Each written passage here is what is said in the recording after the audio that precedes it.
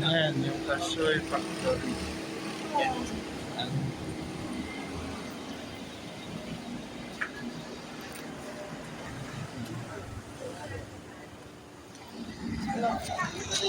Oh. Hello, sir. Sir, factory tour, sir. Downstairs lang po. Factory? Picture lang po yun. Yan yung mga Kasoy nila, oh. Dami. Factory, sir. Hello po. Factory dito? Yes po, sa baba lang po. Factory ng Kasoy, nandiyan sa baba. Good afternoon, sir. Factory po, sa baba lang po. Yan yung factory nila ng Kasoy. Ganda, bango. Ano siya kaya? Upo kami. Yes po. Yan yung gumagawa sila ng Kasoy. Ayan. So, ano kaya? Kasi yun ang live niya. Yun na yun. Ganda talaga. May pulang, may dilaw, may pinkish. Pero same taste lang po. Yan. So magandang hapon po Ganda ng sa Kasoy. lahat. Welcome sa mga Buscati. Andun yan, inaano nila yan. Dito lang yan sa Coron. Sa ibang lugar, wala yan. Kasi walang Kasoy sa ibang lugar. Coron lang talaga. Yan, no? Marami silang kasi-klase yung luto nila ng Kasoy. Langka flavor, oh. Marami dyan, mga flavor. Yung mga kasamahan ko sa tour. After breakup, tatanggalin po nila sa shelf. Isa-isa. Nag-explain si ate.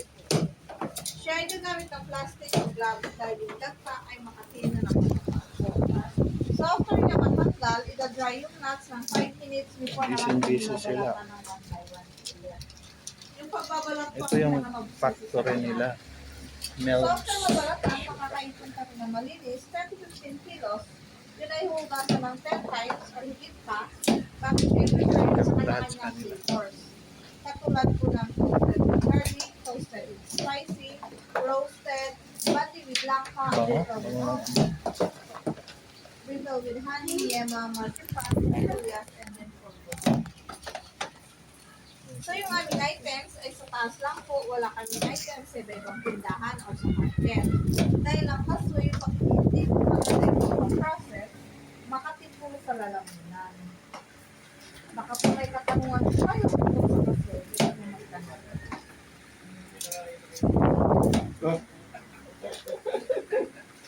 Sa ibang lugar sa Palawan, wala ito, no? Dito lang talaga sa Coron. Buong Palawan po, 90% sir. Ah, akala ko specialty lang siya sa Coron. In-export din nyo to. Local po. Ah, dito lang sa Coron lang talaga. Ano yung best flavor mo na? Sa sale po namin is bali lang pa tulad po ng niluto ako dyan sa Ah, yan ba? Yes ma'am. Yan yung niluluto niya, ate. Ah, yung ito yung lasa niya, parang ano na rin, langka na rin. Yes po, may amoy siyang langka. Mabango pala ang Kasoy, no? Ito siguro yung nagpapabango itong niluluto. Yes po. Ang ano ba, ang Kasoy ba, monthly ba siya nag-harvest? Ano bang ano? Once a year sir. Once a year lang? January hanggang May po. Ah, January hanggang May. So, anong nangyayari after May? So kami po ay continuous pa rin dahil Continuous nag-i-stock pa rin. kami ng Oo nga, no? Kasi yung product nyo may ano naman eh, tumatagal naman eh, di ba? basta mag-dry lang po ng maayos yung seeds. Abot po siya ng 1 year. Marami din kayong customer. Yes po, everyday. Anong ginagawa dito?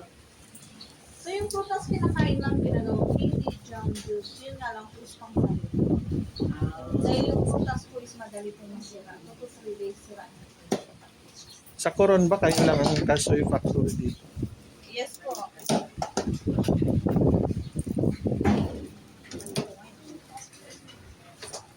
So may pre-taste po tayo sa taas, lahat ng flavors, matitikman Oh, niyo pa talaga? bago kayo Oo. para makapili po kayo. Para maano namin kung masarap na talaga. Anong toxic?